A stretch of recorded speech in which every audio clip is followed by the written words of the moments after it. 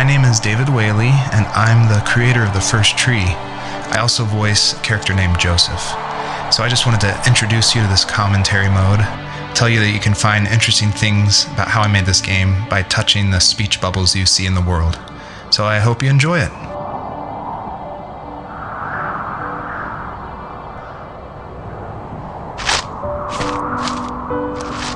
Are you awake? I thought I heard you get up. Yeah, I'm awake. Sorry, I just can't sleep. Are you thinking about him? Yeah, a bit. Usually get back to sleep, my love. I'm fine. No, it's okay. What else is on your mind? I don't know. It seems weird, but I had one of the most vivid dreams of my life. I saw a fox on a snowy mountain, just looking confused and worried. Those eyes. I can't get those eyes out of my head. She was running in the windy snow, looking for something. Do you think it has to do with you and what's been going on? I don't know. It was just a dream, Rachel. They're not meant to make sense. A lot's happened the past couple days, that's all. Well, if you're not going to sleep anyway, you should tell me. I want to hear. All right. So it's usually at this point where people say something like, "This is not the kind of game I was expecting." And that happened a lot at PAX West when I showed it. We'd have little kids play it, but then they see a dead fox cub, or a kit is technically the word, but cub sounds, I don't know, it sounds better. Like Wes Anderson uses it in Fantastic Mr. Fox, so I thought cub would be all right. But anyway, having this game, I wanted it to be more serious. This game is based on dealing with the death of my father, which was the hardest thing that's ever happened to me and my family. But I don't want to talk about it here, and I didn't want to talk about it with anybody really to this day still. It's very personal. And that's why I made this game. That's exactly the reason. Because I wanted to get those feelings out and communicate with people without talking about it. And so that's what The First Tree is. It's me dealing with my feelings, and it was a personal project, and it was just me, and it actually, I'm really glad I made it, but it wasn't easy to make, I guess is what I'm saying. So not far from her home, she followed that path to something unexpected. She couldn't stay though. She had to find her other 2 children. So she took that path. She followed it towards something ancient. Something with answers, high and low, searching for any sign of her cubs. Points of light showed the way to this ancient tree. It was as if each one had a story to tell, all their own. The land was trying to tell my story too. I felt like I was right behind her the whole time.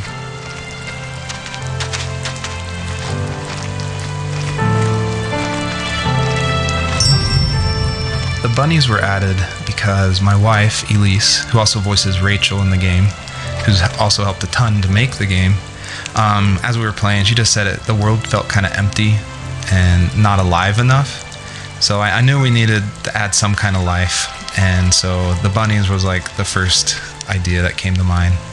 And like most of the game, I used publicly available assets to speed up production because I was working full-time along with making this game, and we just had our first baby, a little girl named Evelyn. So I was messing with this asset called Herd Sim, and at one point, the generation script that creates variations of the sizes of the bunny. One time I got out of control and it made this monster bunny that towered over everybody. And I shared that GIF on Imager and Reddit, and that was a huge hit. It helped definitely gain an audience for this game. But it's hard because this game is so serious. It's about life and death, not giant bunnies. But I knew I needed something, a shout out to that, because it was pretty fun. So if you're able to catch all the bunnies on this map, I think there's around 13, then you'll get a special surprise. So good luck.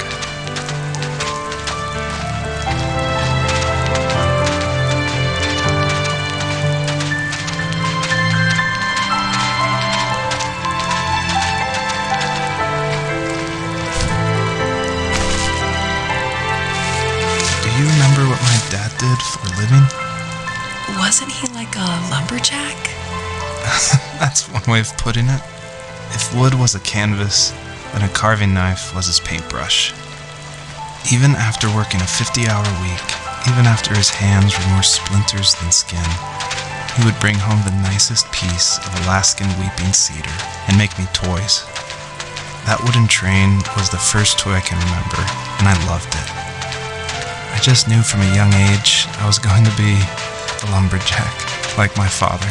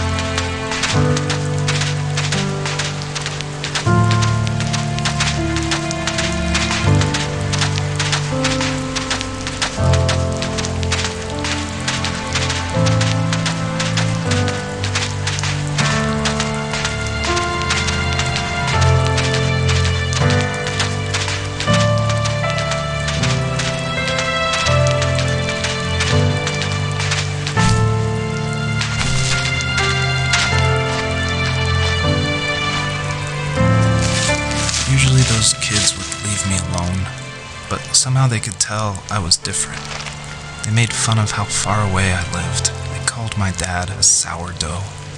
I was a blabbermouth as a kid, telling my dad stories I made up for hours. But after that show and tell, I didn't tell him much anymore. He didn't know exactly what was wrong, but his best guess was that the toys he carved weren't cool enough. He carved me a tank and tried to tell me what it was like to be in a real tank as a serviceman. I didn't know your dad was in the military. Yeah, in the army. The sad thing is that I'd pretty much forgotten until just now. There's so much I still don't know about him. I'm sorry. He knows how much you love him. You're going to see him again soon and have some closure, I'm sure. A lot of people have gotten confused why Joseph's father is called a sourdough, and it's not stated outright at the beginning of the game, but Joseph and his dad, they grew up in Alaska. And I don't have a real connection to Alaska except through friends who lived there, and it was also the place that me and my dad were going to go right before he passed away. But I love the idea of Alaska being like this beautiful solitary place. But anyway, what that has to do with sourdough is it's an Alaskan slang term about like someone who lives in the backwoods, like a redneck in Alaska. So I thought that was just to put some authenticity into the game, I added that word.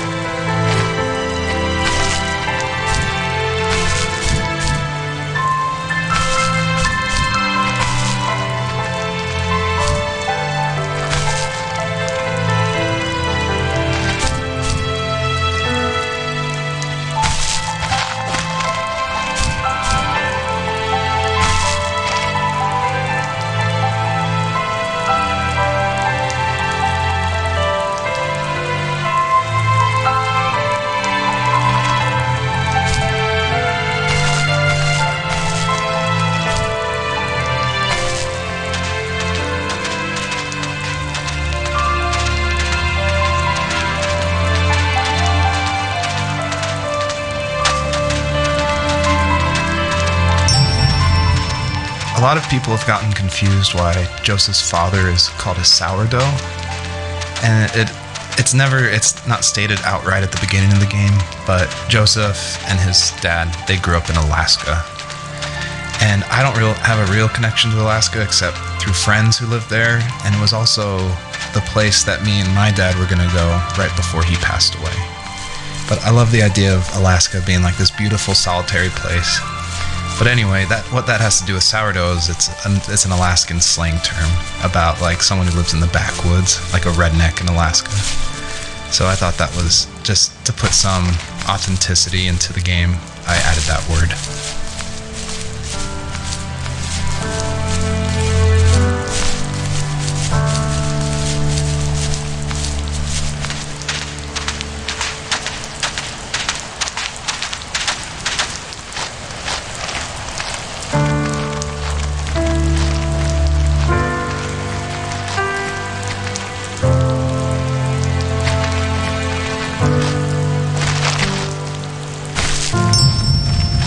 I feel like one of the main reasons people play small indie games is because they are so personal and intimate.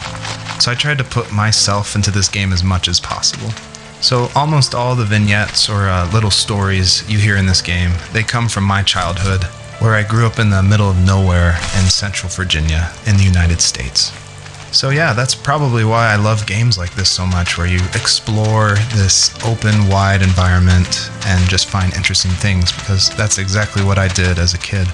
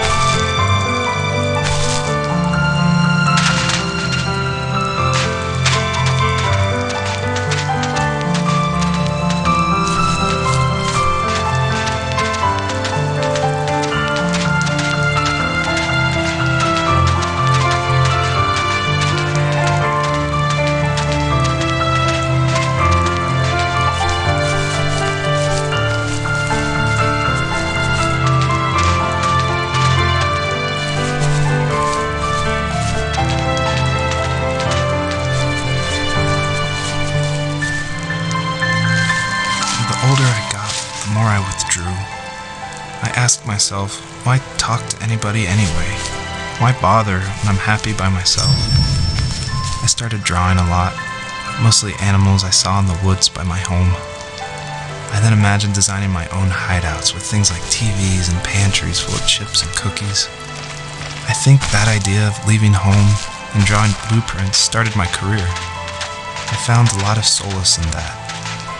I'm not surprised, but I did the same thing, you know? There's something special about having a place to call your own. And now look at us. Well, if you count renting in an overpriced city. It's as close as we can get for now. I thought it was important to say that, yes, I actually did draw this with crayons. And it was just funny to me one day that I was like, I'm working on my game. And I pulled out my little 1-year-old's like crayon set to draw this item for this game. I just realized just now that I probably threw away the original. I probably should have kept it and given it away to somebody, but oh well.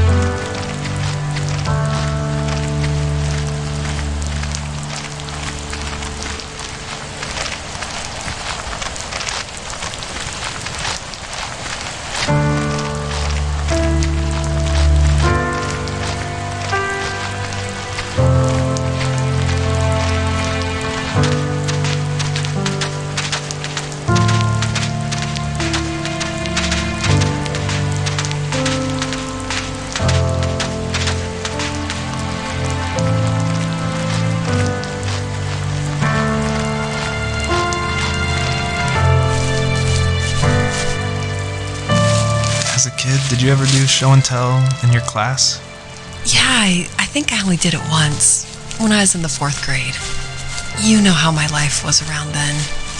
I wanted to show my class what helped pass the time and distracted me, so I brought a dozen paper cranes I had made. I think I told everyone how badly I wanted to be a bird and fly, embarrassingly enough. Don't be embarrassed. Every kid wants to fly. For me, it was another toy from my dad, a wooden boat. I remember guarding it so carefully in my hands as I walked into class. When I sat down, a group of boys immediately made fun of it. They asked which trash can I found it in, or why an ugly log was my favorite toy. When I got up, I didn't even want to tell them my dad had carved it. I said it was a joke gift my friend had given me. Kids can be so cruel. Some of them are. I shouldn't have let them get to me, but it did. It's amazing we bounced back at all.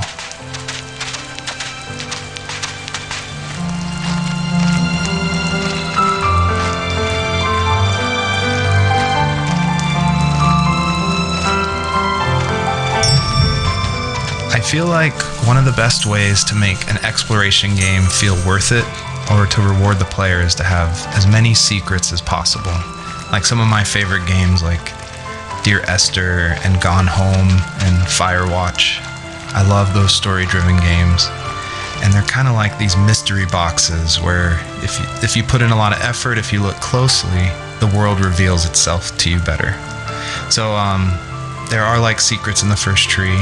See if you can find one of these hidden items by digging around in these unmarked spots around this area.